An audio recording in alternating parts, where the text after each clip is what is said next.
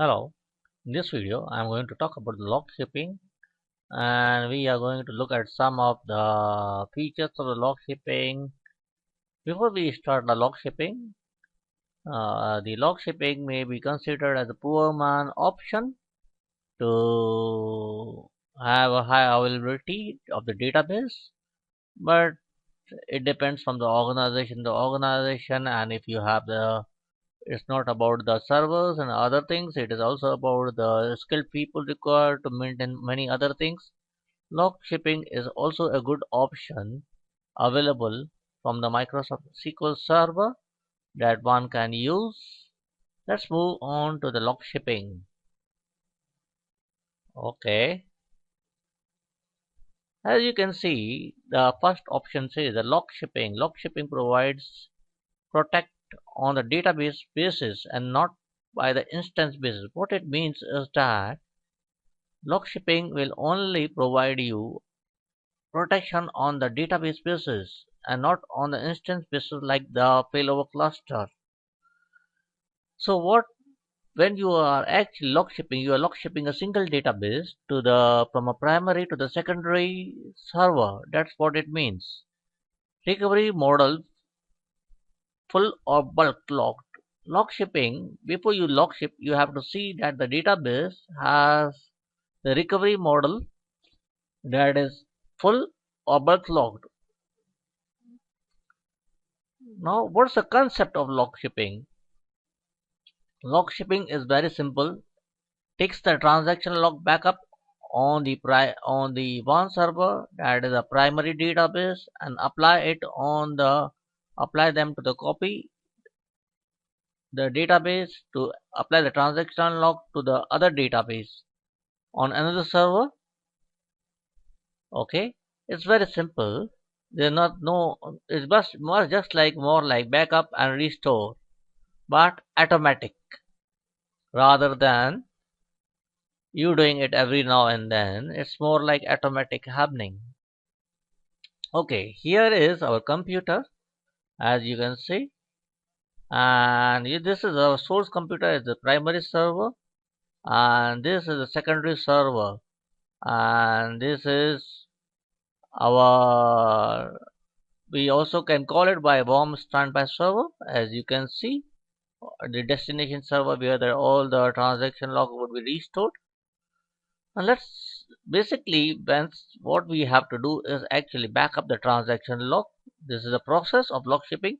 It copies the transaction log from the source server to the destination server and then restores the transaction log. That is all. That's all what log shipping does. It keeps on doing at the frequency rate that is depending upon the time you have set, maybe 2 minutes, maybe 5 minutes, and it keeps on packing up the transaction log. Then it copies from the source server folder to the destination server folder the same transaction log and then restores the transaction log to the destination server. The source server and the destination server together are called the log shipping pair. Usually you can also have a witness, but it is not much of any use, but if you want it is possible here. But in this video I'm not going to use a witness, I will just show you how the log shipping works. Now the secondary server brings online is called the role change. Whenever the primary servers go down, you have to bring the secondary server up and you can call the role change. You change the role and the secondary server becomes now the primary server.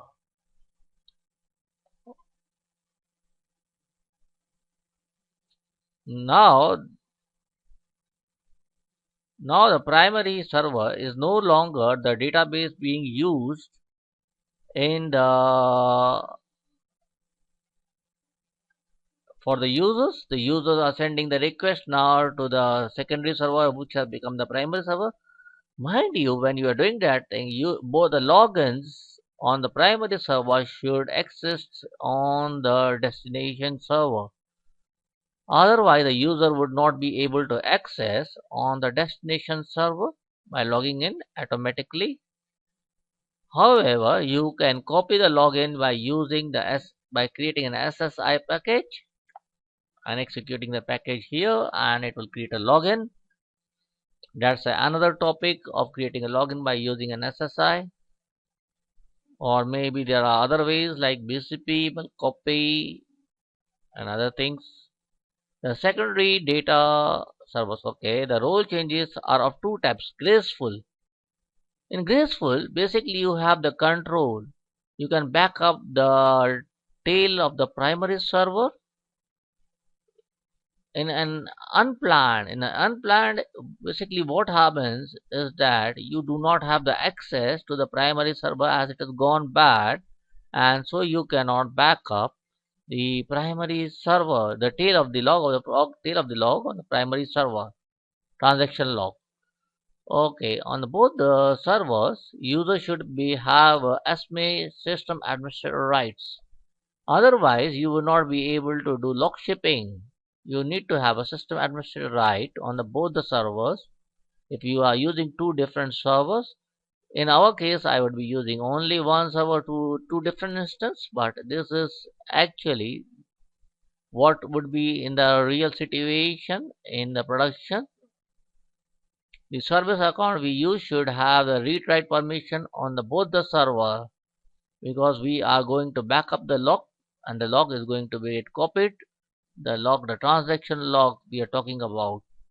Whenever we actually have to create two folders, one would be on the server, the primary server, where the transaction log would be get copied, and from the transaction log would get backed up to the source folder. The source folder would be have a share permission, and then we would have a destination folder where it would be get copied, and the transaction log from the share folder would go to the destination folder, and then it is restored back to the to the secondary server or the warm standby. Okay, the login synchronize. All the logins that are available on the primary database must be available on the secondary database too. That's good enough. I've already explained that thing. When we switch the secondary to the primary, or the users cannot access the secondary when it becomes a primary, you can use the SSI packet to move your logins from the primary to the secondary. Okay. Okay, how far is the secondary server from the primary server? Log shipping has no restriction. You can ship globally. It depends upon the network capacity and other things that you have. However, there is no restriction upon where you want to log ship. You can log ship across the world anywhere. The secondary server transaction consistency standpoint depends upon the many factors. The last transaction completed on the primary database. That's one thing. What was the last transaction that was completed? That will depend upon what would be the standpoint of the server in the end. What was the last transaction log taken on the primary server? That is also very important. If you have a latest transaction, you will lose as least the data from there on. What was the last transaction log copied from the primary instance to the secondary instance? That is also very important. Because log shipping actually copies the from the primary instance to the secondary instance. So what was the last transaction log copied from the primary? So once you know that it has been copied, so whether it has been restored, you have to check it out. And other things, the log shipping transaction log restored to the secondary, the last transaction log restored to the secondary instance, that also you need to find it out. Okay.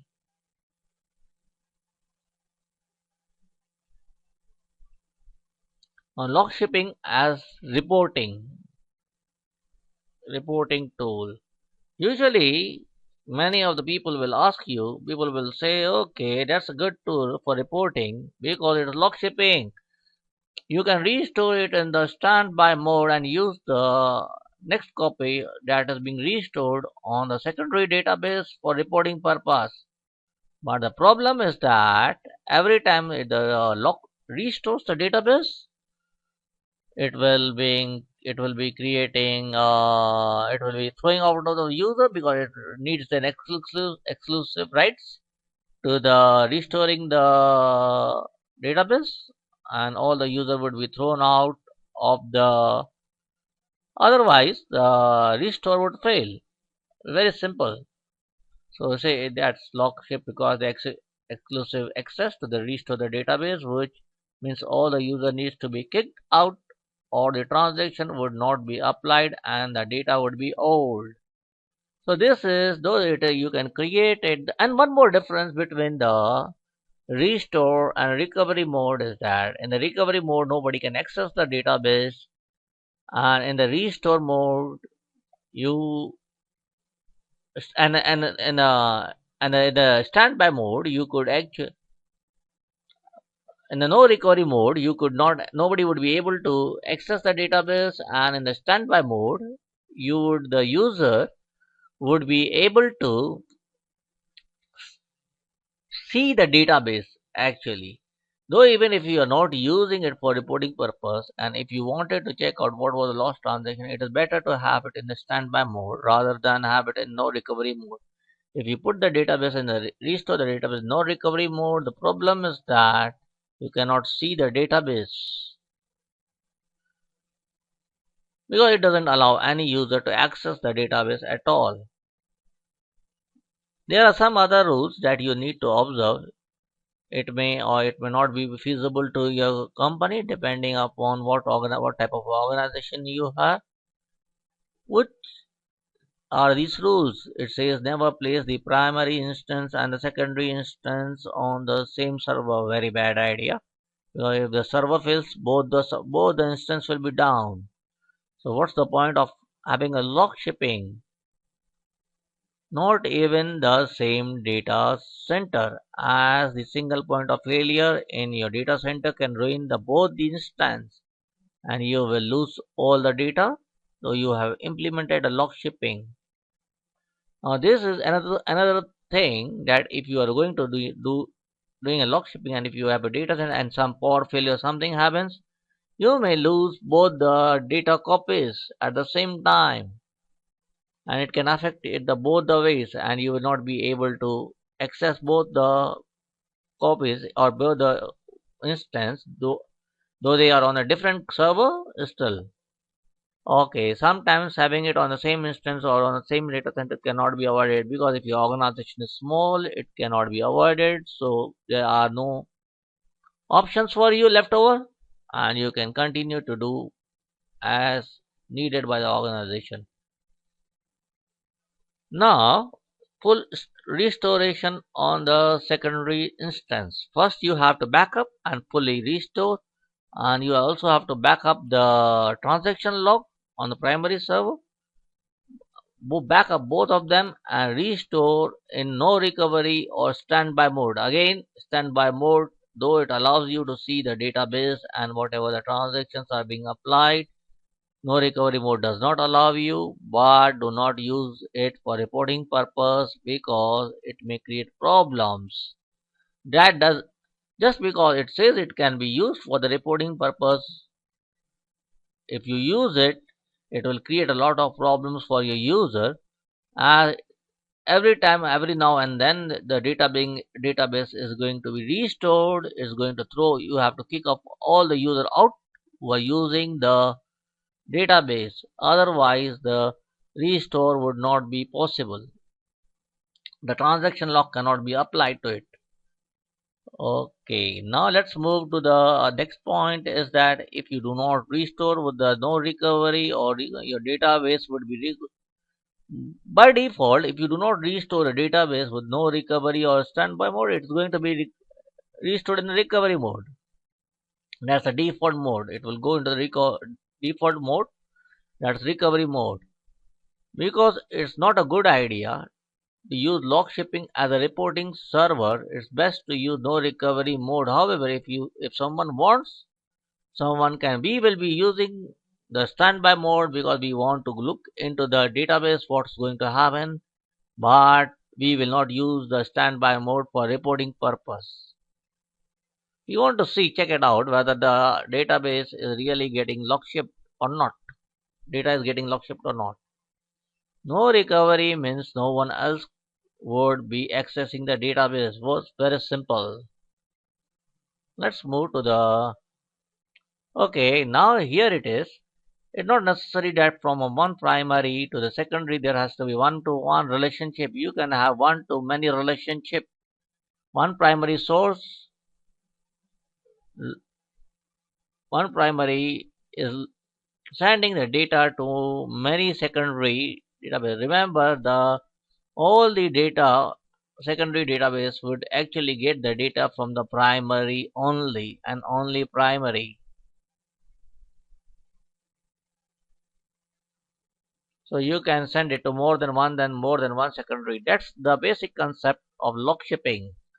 Now let's go to the log shipping and actually try it out.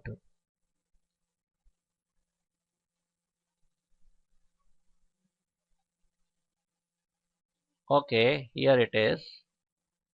As you can see, let's go to the connect the server. So as you can see, I have three instances actually loaded here. Okay, on the server you can see the database is here, and I will also have a second instance connected. So I will say connect. I can connect from here. This time I will connect it to the another instance. So I have two instances running. I will delete this database because we are going to actually use this PUBs database to the now before as I said that a log shipping you have to first backup the database and restore the database. First the first thing is fast. Let's go and check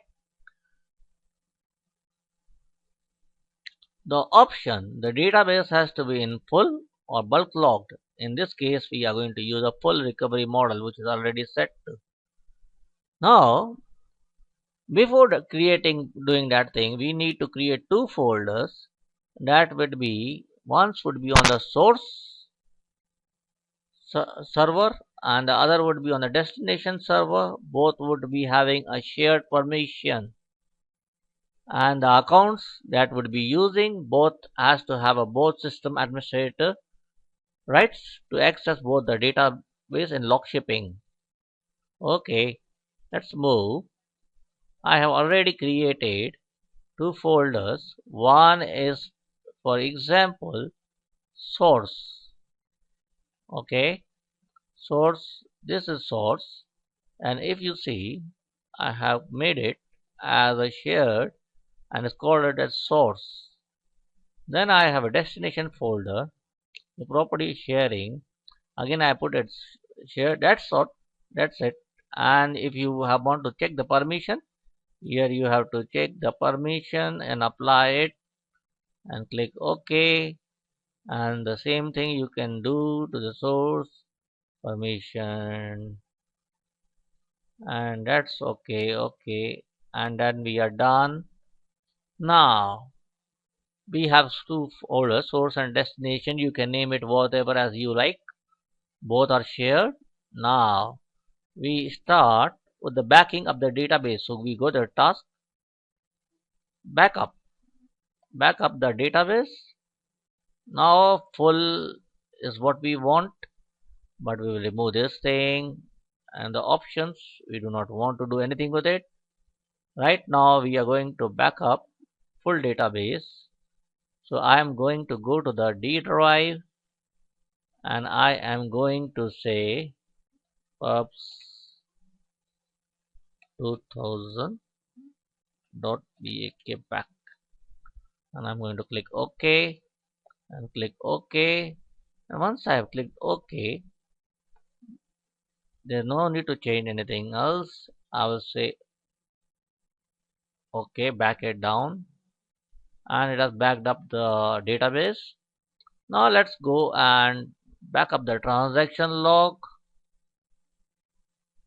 Okay, back up, the transaction log. I'm not going to, because it is going to append, because the default option is append. It will append to the database, as you can see. And then let's move back to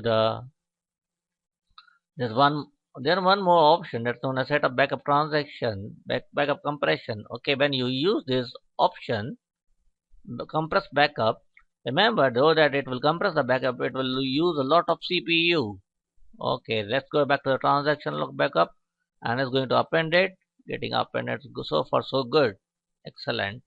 Now that we have got it, now we have to restore the database on the next instance where we want our log shipping to happen.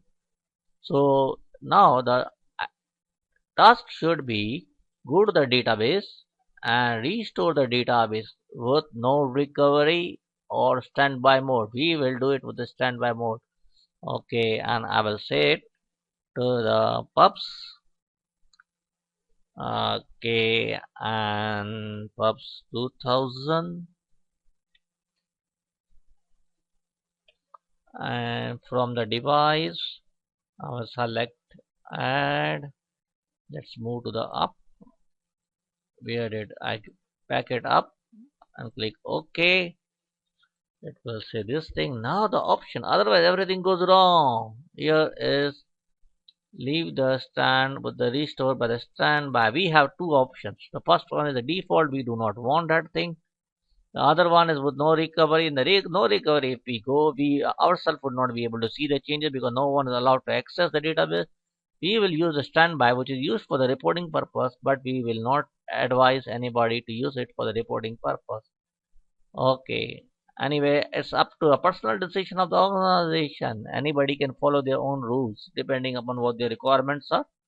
And we'll click OK. And we have gone into standby mode. Okay, now we have a standby mode, that is in the pubs database, that is being getting in the standby mode, and we have database just ready for the log shipping. Now what we need to do is go and select the right click on the pubs 2000, select properties, go to the transaction log, enable it. Now backup settings. When do you want the backup to happen? First we need to give a server name. Okay, so in my case server name is 11. The example is already given it here, as you can see. You see, slash, because the folder is source, I will copy it to the source, and the folder exists on the D drive source. If I'm not very sure, I can just go there and check it on the D drive where the source exists. It is shared. Yes, it is. And I will say source and delete the file. Depends upon whether you want to do it or not. It is up to you. Schedule it. Okay, I want to do it every 2 minutes. Okay, starting, and the name is already given. I will leave it as just as a default. You can change it if you like in your organization, depending every 2 minutes, because it has to be. Okay, this being done, I will. Okay, everything is fine. Daily it has to happen because every 1 day. Great. And if we wanted to change it for weekly, then you can change it Monday, Tuesday, Wednesday, Thursday, Friday. In this case, we will leave it daily, depending upon the situation. It is 24/7. It has to happen daily. Okay, occurs every day. Now this being done, users and this. Okay, we do not need to disable this job, and click OK. Now secondary database.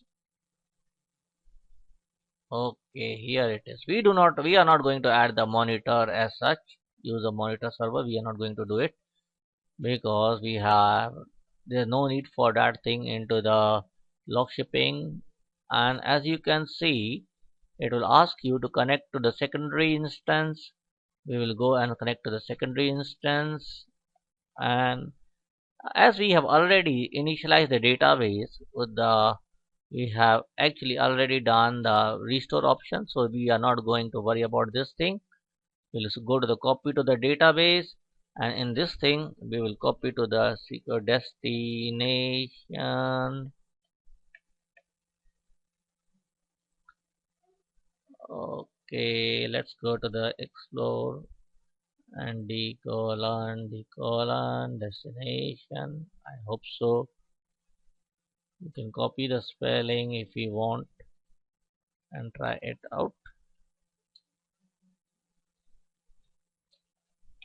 so that we do not make any mistake. Okay, now schedule it again. Again, we want it every 2 minutes to be happening, everything remaining the same. Name is here different automatically. Clicking OK, and we have a schedule. Restore the transaction, standby mode. Now, this is disconnect the user when restoring the backup. Now, remember that thing. The restoring a database will kick out the database, kick out all the user if this option is selected. So it's not a good idea, and it's up to alert if no use within every 45 minutes. Okay, you can change it depending upon, you can say 30 minutes and schedule it again. In this case I will schedule it for 5 minutes. Click it OK, and let's check it once more. This is this being done, this being done, this being done. Click OK. The specified database doesn't exist. Okay, let's check it out.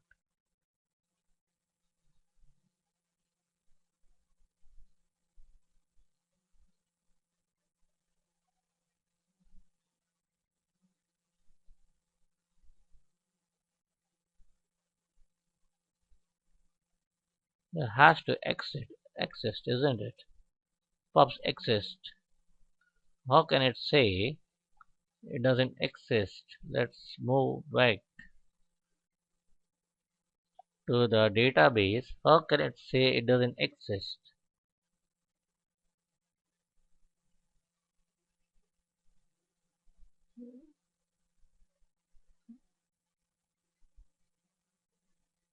Okay, here is gone. No problems. It was just an error. Okay, and maybe because I've already configured it once before. That's why the reason. Otherwise, everything is fine so far. And we are not going to use the monitor, and everything has remained same. Click OK, and yes, we have a success. Close it, and as you can see, the tables of here as well, and the database is in the standby mode and read only. And let's go to the database and tables and try to add some tables. Now let's query. Now create some table. Create table. Mm, residents. Resident names. Care. Make it, let's say 20. This is just a demo, so we will not use more than one field, and we have created it. And now let's say insert into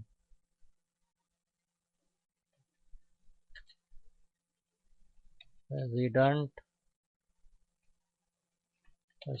values.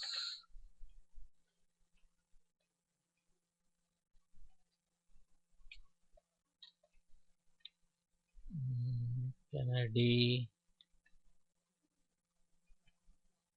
D Kennedy. Okay, then let's say let's copy it.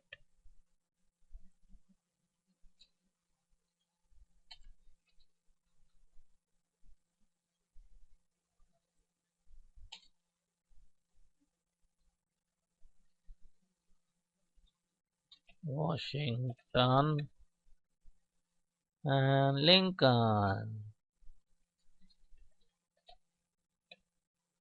Let's say we have three presidents. Okay, and we have got three rows. So we have added a table and three rows into it. And let's see whether the table exists in our, let's refresh it. Go to the tables. We have a table of president or we don't? Yes. Okay. Select two. Okay, Kennedy, Washington, Lincoln is there.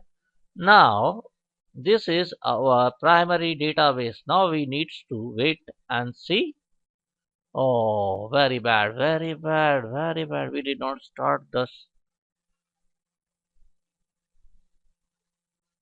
Okay, let's go to the SQL Server 2008 configuration. Okay. It's very bad, very bad. You have to have the SQL Server agent started. Otherwise, nothing is going to work. Everything will fail. Okay, let's see. Both the SQL Server agents are working. If this doesn't work, then it's going to be a problem. Okay, now that's it. That's very, very important. Very important. Okay. Now let's see. We can look at the job. As you can see, we have a success, something like that here happening. And we can also look at the jobs here in the secondary one, and we can double click it and we can see yes, it's idle but it's success. Okay, let's look at the secondary database. Let's refresh it. Refresh. Can we see the table president appearing? Hmm, we have to wait for some time.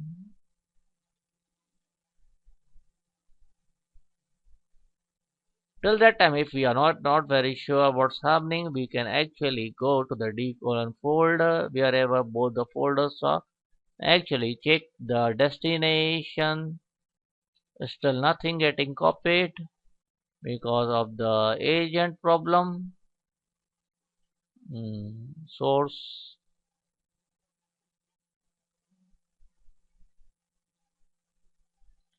That was why it was giving an error.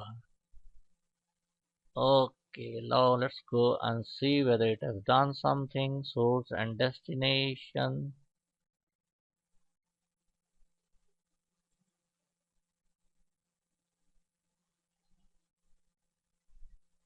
Status idle, executing. Yeah, so far no success so far. We have to wait for some time to something to happen. Source. Nothing in the source.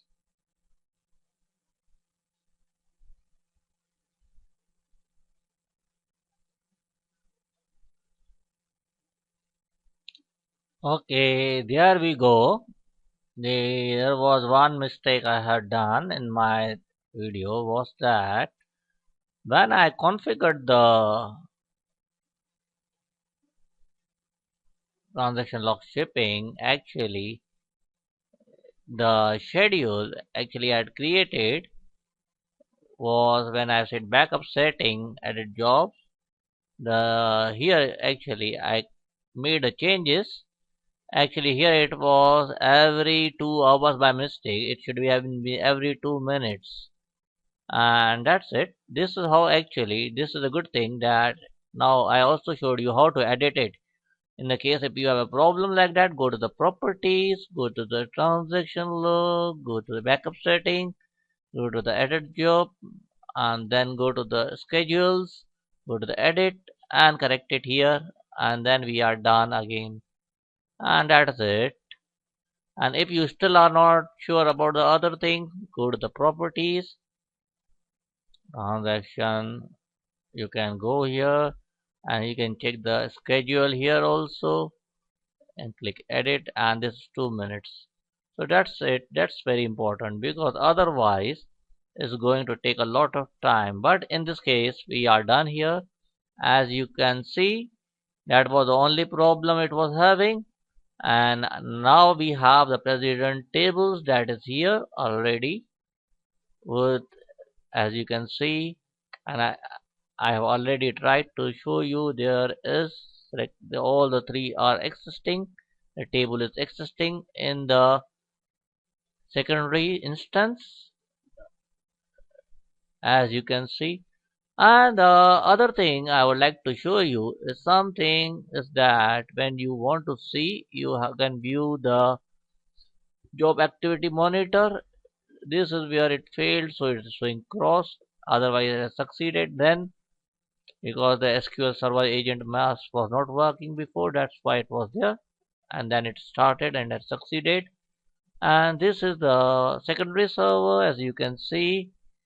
And in the jobs, you can see here again, everything is so far okay. You can look at the job and you can see everything into it. I'll close it, cancel it. And one more thing is that you can go and look at the jobs.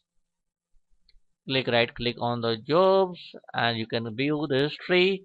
You can see something in the red that have been failed, and again after that thing everything so far has been okay. You can see that thing in the job history. If you are looking, you can see this thing: clean up, mail, activities, policies, and you can look about the details of all the jobs. Again the same thing here. You can go there down and click on the view tree and look at the jobs, and that's just activity. Here it is, the executed. So far so good. Yes, now it has executed, showing now it's got refresh, so it's saying view job history and it's showing all that red is gone and it's executed. Now as you can see, I have done the log shipping. So far so good. But there is one problem. The one problem is that how do I actually try to check what will be I doing. Now suppose let's go to this thing again, and instead of I'm going to insert few more values. Let's say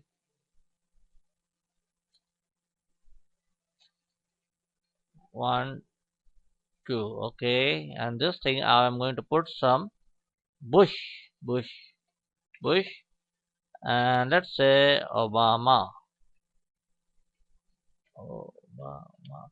Let's say we put the two of the records and we execute. Now both the records have gone into it. Now let's go and actually stop, go to properties and go to transaction log, and we'll say enable, we remove the enable and we like to stop it. Now we have stopped the manually and we want to see what happened to the data. We'll say stop, close it. Now that we have stopped it, we also need to stop the SQL Server agent. So we will stop the SQL Server agent, as you can see, and then we will also stop the SQL Server agent here so that we can actually change the things. Now if the transaction log lastly existed, now let's see if the we have the transaction log, because the last thing has been entered here in this thing. Let's see now. Let's see the table of the president here. Here is the president table. Okay, select. 1000, and we have two more records into it. So we should have the transaction log for this thing if possible. And let's say if we try to back up, now we are going to not going to back up this thing, but we would rather actually look at the president here, and we can see only the last three only presidents are there. The last two are not appeared. Now let's go and look at the source. Now the source says there's one transaction log and that's there, and the destination also it is there.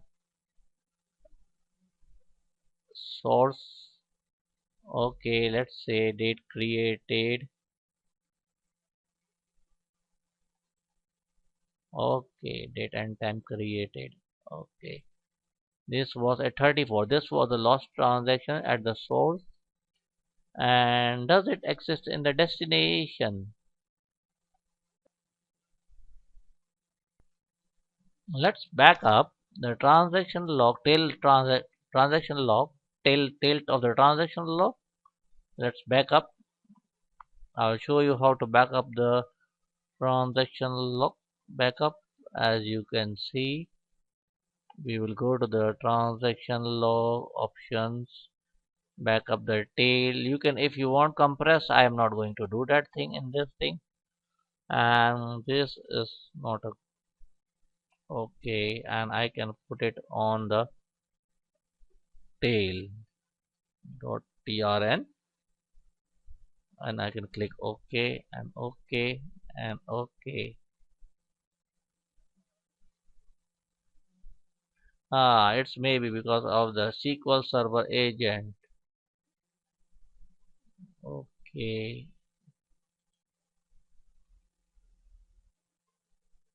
now that we have started it, it should work.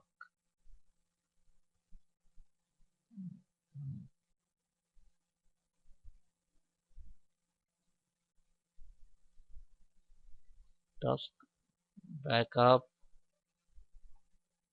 remove it, option, journal, transaction log, option, backup the tail, journal, add, remove it, go to the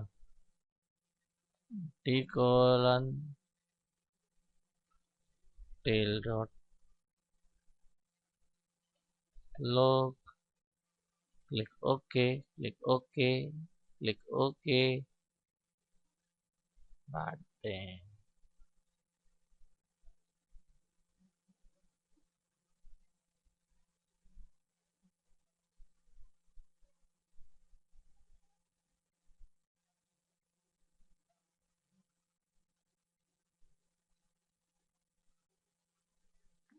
Exclusive properties will not. OK. Go to the option.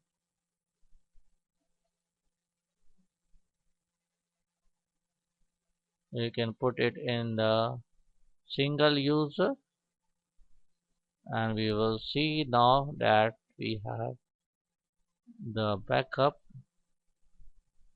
option exclusive right granted, because we were in the single user, so it should work now this time. Options, back it up.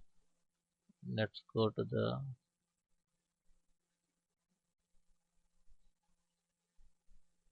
D colon tail dot trn.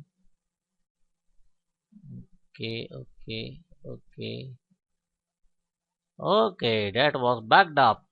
Now if we want to restore, we have to again use the restore to the same thing, restoring the transaction log.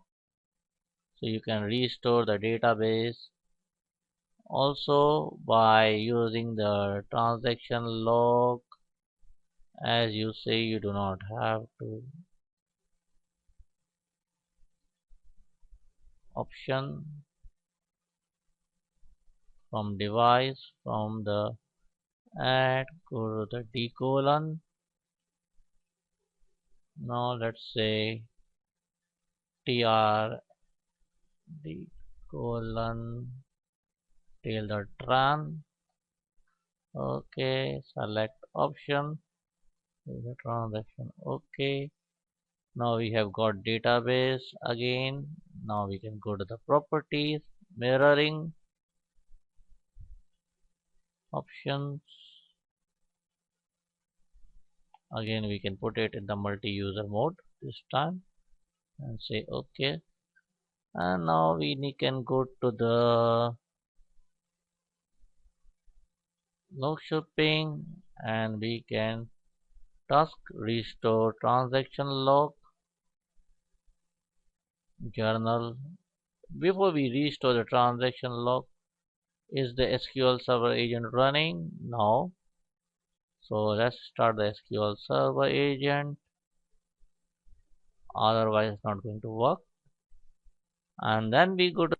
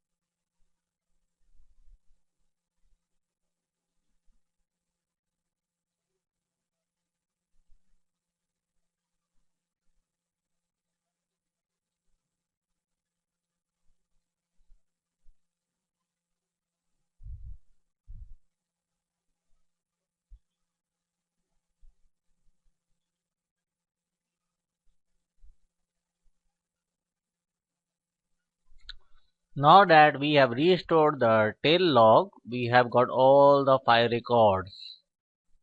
Okay, and this is how you actually would able to use the log shipping after once it was actually the primary database has gone down, and then you up back up the tail log and then you restore the tail log to the secondary, and you would be able to get all the records in the correct order. You also have to figure out which transaction logs were backed up and were not actually restored to the database. You need to restore those transaction log also before actually restoring the tail log, and that's it. And before you stop the transaction log, you have to start the SQL Server agent, because SQL Server, without SQL Server agent, you cannot back up and restore the database. That's it. That's for it for the transaction log. And the log shipping